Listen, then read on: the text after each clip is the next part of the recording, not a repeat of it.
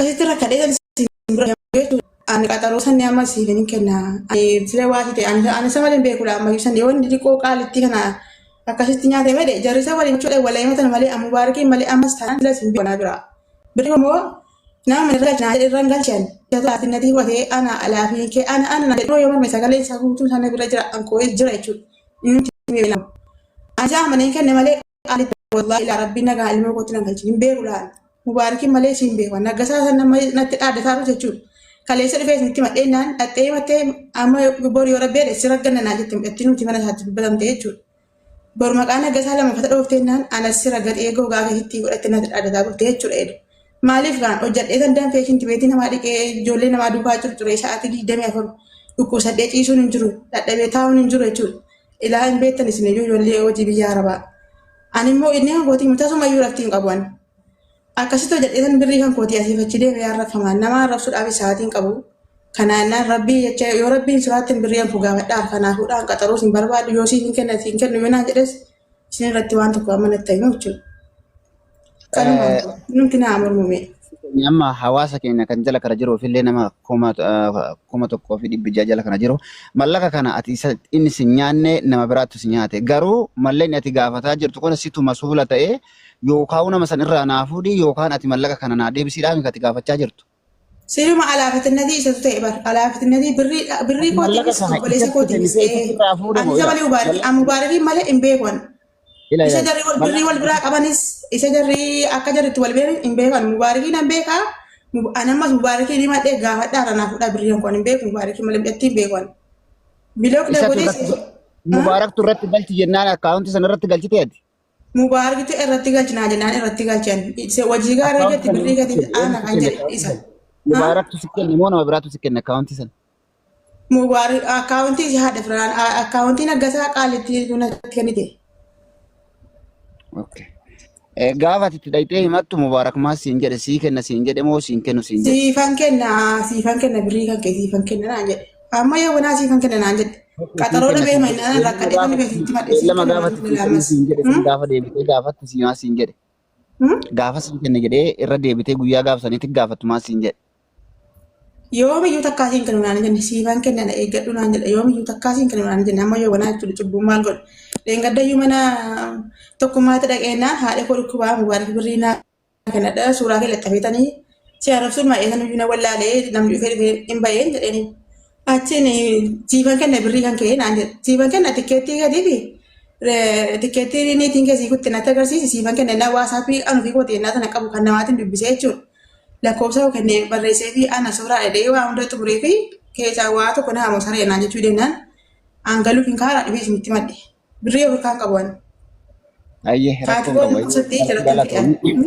kee kanuma mubaarakiin dubbiin tun akkam jirti jennee gara isaatti dabarsuuf barbaanne mee kun okkee asiillee jettu kun namni kun obboleettii teeti atis nama gargaaraatiin ture erga gartee namni haqa namarraa qaba jedhe namni dhufee ija ummataa duratti mee hayti isii tana jirti tiyya akkana jirti jechee mul'achuunu gootummaadha mee akka obboleettiin teenne jettu tun akkana akkisi bira jiru akkam.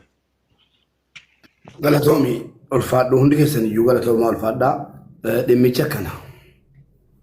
Anamman beekutti yoo dingata dhufee nagale malee hambalii namaa nyaadheera jedhee kan jalqabaadhaatti wanni qalbiin kun beekun jiru wallaahi billaahi jechuudha. Rabbii kottan kakadha. Ana Dubaayeen jira. Tarii boonaanis asirratti na gargaaruu danda'a. Ture waan ta'eef. Anatu Dubaayeen jira boonaa waliin hattuu baasaa ture yoo yaadate jechuudha. Haadha firaa mucatti jedhamtu jirti. Haadha firaa kana yeroo yoo barbaadan nuuf fidoo jettanii nan fidaani. Yerootu dhuftee himatte haadha firaa kana. Yeroon dhuftee haadha firaa jedhamti Dubaayeen keessa jirti birrii koona nyaattee maal jettee boossee jennaan haadha firaa kana itti muddee dhufti. Dhuftee yeroo jettu wallaahi ni boosse. Amantii kiristaanarraa amantii islaamaa ta'e jennaan iyyii warri tole ijaaranii amantii keenya maaf gadhiifti jedhanii maatii kootiin addaan na baasanii qobaattan hafee maal wanni akkasii immoo ni mudata maaliif beektu obboleessa kootiin qabeen beeka. Obboleessuma kootiin qabee amma obboleessa koo obbolaan kootiin naasaanu warri biyya keessaa wallaahi ittiin naasaanu obboleessa koo nam tokko bilookiidha jechuudha. Isaan qabeen beeka obboleessa kootiin jechuudha. Yeroo namni amantii gadhiisee amantii tokkotti galee maatiin ni balaaleffatu.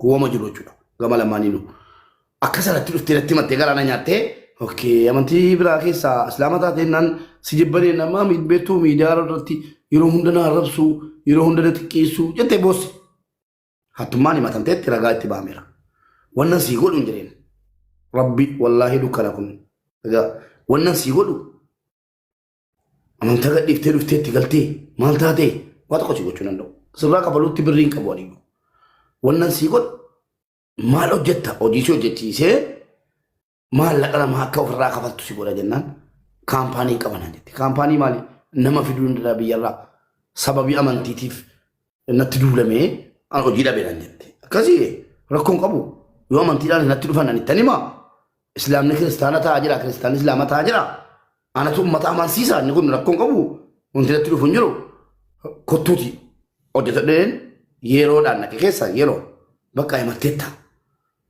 maallaqa kee yoo siisiin kafalle ummata irraallee haqa jiru ummatatti himnee sii kafalla dhaabbadhu jedheen yeroo dhaabee haadha firaa fidee gastii koora akkasitti viidiyoo banachiisee ummata keenya mucaa kana afiraa ganti miskiina anaan gandaadhi waliin argannu walis hin beennu bara tumne batamte garuu wanni sinatti mattee iqaamaa koo narratti gubanii jette astagfirullah nan dagadhe iqaamaa koo biyya kana keessa jala gubanii jette namni nama irratti hin gubu dhufee immoo argeera sinii galee gatiin achi jiru garuu iqaamaa koo narratti gubanii akkasina godhan as jettu dhugaaseen fidee yeroonis jirti lubbuudhaan yeroo si gargaarraa ati qaamaa kee hojjetadhu jedhee maallaqa amma ta'e namarraa furaanee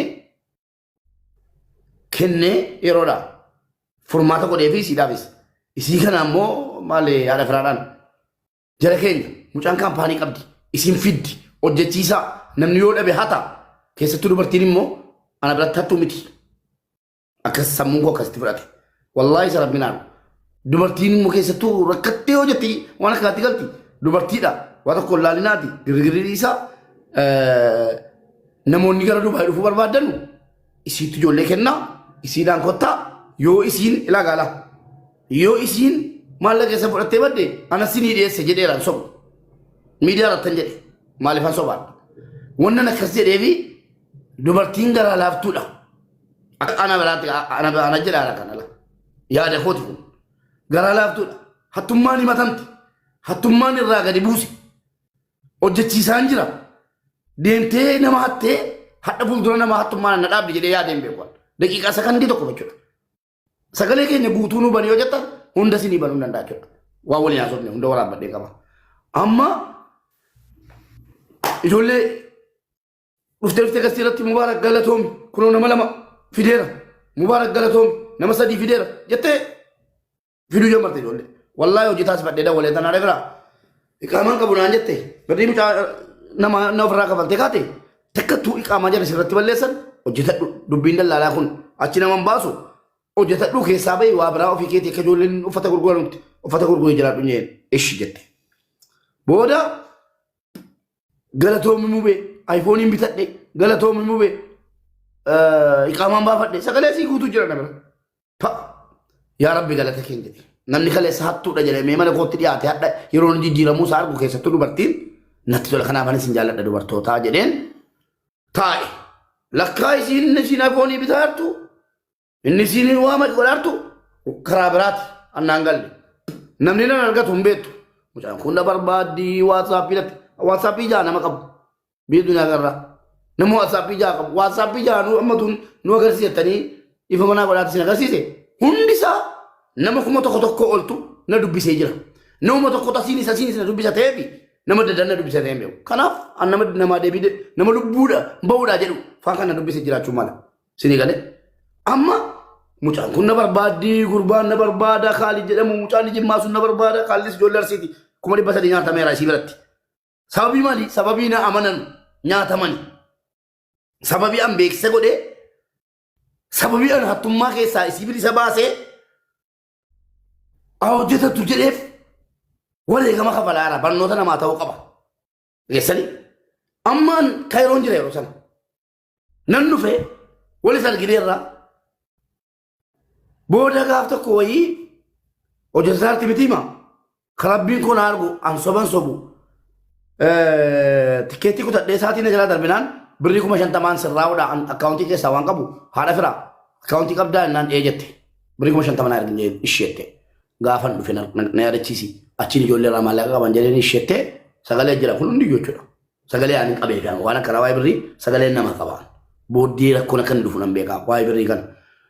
Booda ijoolleen kun gadi baatee himachuu jammarte jedhan mana nama tokko tokkotti. Anis waamamuun jammaree nan argadhee maal taatan birrii maal isin yaadda akkasi nan rifadhee haadha firaan dhuftee gasteerra haadha firaa akkas ta'ee galanni koo amaanaan sitti dhaammadhe maa hin jee ilaa waan barbaadde godhe akka barbaadde ta'e nam tokko maallaqa haadha firaan nu nyaatte jennaan kana booddee anatu qabamaa ani immoo maallaqaa maqaan kootu qabuun barbaadu maal sii ta'uu naan jettee jennaan guyyaa tokko jechuudha maal gasteerra dhuftee maal sii ta'uu mubaaraka galatoomiyati rakkina keessaa na baafte maali jettee miira keessa qallaan ilaa kun uummata irratti asitti hima keessoon isootan si gaafadhu hin jiru hambarii tokko sirran barbaadu waa tokko sirran barbaadu maqaa koo naa tiksi wareegama guddaa na siin gaadhe maqaa koo jedhe ishii naan jettee waadaa fudhatteetti viidiyoo jira jechuudha amma baleessoo maal kan jira kana qofaa kan dirhama 5,000 ijoollee birrii dirhama 2,000 biraa qabanu qabsiisanii biyyatti galchuu warqatii jedhu waraqaa hin qabne waan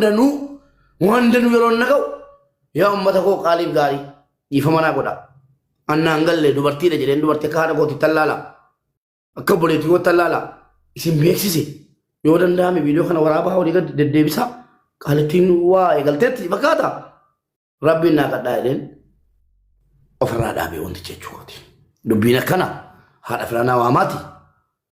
Ila mobe mi achirratti birriin kun kennamuun kuni tarii hawaasa wanti kun akka ifa ta'utti namni waa qulqulleeffachuu barbaada waan taateef hanga ati Dubaay deemte moo osoo ati Masrii jirtu taateen kun taate amma namoonni tokko tokko akka waan ati Masrii danda'a.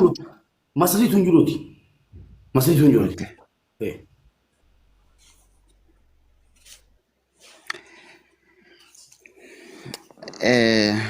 warri as keessa jirtanii luunfaatillee asmiyyeen akkasumas siifan. Bilbilli siisin jira isinii kennuun ajjala jirti yawwan. Haadha firaa waama. Yaa haadha firaa sana waama. Haadha firaa yoo jiraatte kottu yoo bilbila qabaatan keessa namni. Waan dagadhe iduu dhiifamaa wajjin namni waraabbata waan ta'eef waan dagadhe siifan kenna naan jedhe jette dhaggeeffadha. Ani wallahi billahi tun qabaadhe kan siimiti kan ijoollee gurbaa arsii sana 300 nyaatame gurbaa jimmaa sana 250 intala maqaa kootiin cafacafaman miilee tokko 350 wallahi tun qabaadhe nan kafalaatu maaliif garaana nyaatu ana amananii itti galanii boolla galanii isiin keessattuu maal laan jette komentii irratti dhuftee mubaarak yoo rabbii sodaatte shintimeetii arabaa miiceen hojjedhe rabbii yoo sodaatte yoo haadha keetiif yaadda ta'e maallaqa koo naa kafalee naan komentii si gadi baasee Kelasgali gaddatiin gaddise jenna naa rasu eegalte qaaletti jechuudha. An komentii siin gadi baase malee siin arrabsine na gaddisiise jenna. Bilookii siin goone mucaa fooloodhaan hojii mucaa takkaa mana koo dhuftee galchuun himi. Eengadda bakka ta'etti haadha koo dhukkuba minaam jettee miira keessa galtee boosse jennaan argeeni. Anis haadhaan qaba qabrii keessa hoo jiraattis. Dhuguma haadha kee dhukkuba moo maallaqa kee fudhachuuf ka jedhu adda baafachuu barbaade. Haadha dhukkuba hoo ta'e mucaan galuu qabdi. Sigale nama mantee miidhamuu qabdee haadha kee dhukkuba haaraa galuufi kanas rakkootu kun qabu uummataan uummatoo balleesseetan bade kunoo akkas godhee jennaan nama hormite qaaletti birrii 1,200 naa kennaa jedheen uummata gaafadhee tikkeettii kutannaan tikkeettii qaalittii naa kutarteetti qaalittii kutarte tikkeettii sana argiti ani immoo maallaqa agatee siifan erga gara biyyaatti galta haadha keettiin jedheen booddannaan laalu galaan jirtu isiin. Erga galaan jirtu. Eenyu galaan jirtu siin jedhe eenyu galaan jirtu siin jedhe galaan jira. Kan galaana. Eegi miyootu godhatu soora. Buleetti miyaa seera eegi soora. Soora miyootu soora.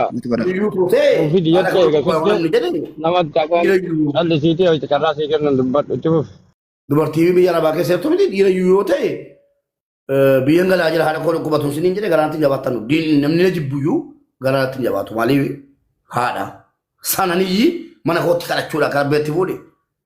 Kadhachuudha dubbadhee ture amma immoo haati firaa dhufteetti dhamaara komentii haadha firaa Ibraahim si deebisa haadha firaa kootti yoo jiraatte galii obboleettii tiyya soora ati seerumaan himadhu naariin hin mufatini akkasiin jedha abbaan birrii nyaate dhufaa jira jedhanii haa dhufu abbaan qofaa qulqulleessu. Ana abbaa birrii nyaate beeku bojara wal beekana mubaarakiin malee. Eegi.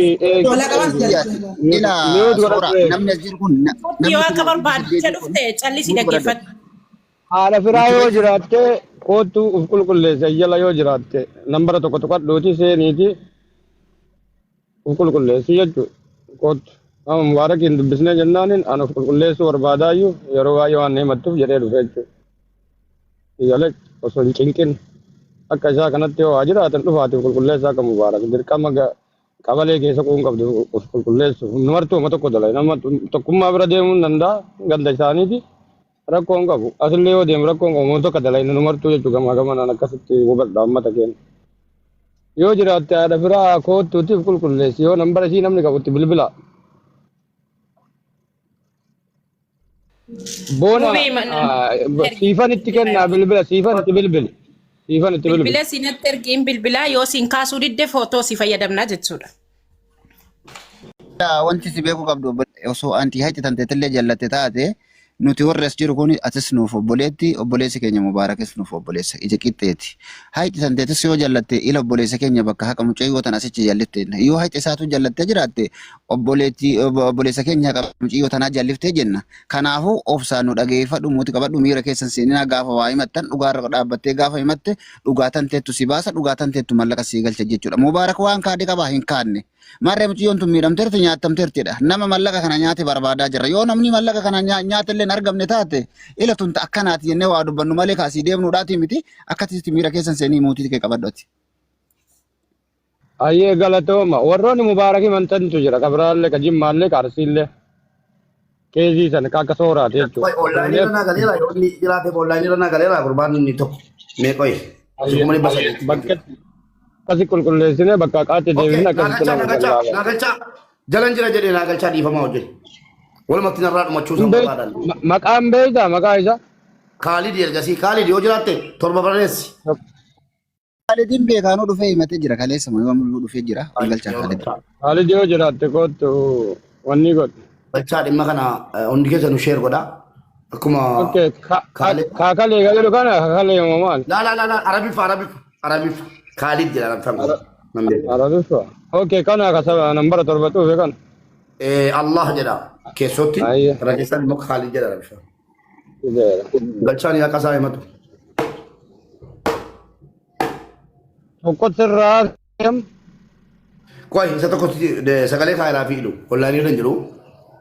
Beete haadha firaatitti nu dawwalee yookaan raqama isaa siifanitti kenni. Si ergee jira Khalid si ergeera nambara tokko tokko Khalid. Eeyyotan kennaa wala rabadi akaba asarra namni narrasna Khalid ammallee nambara tokko tokko si harkiseeran sentu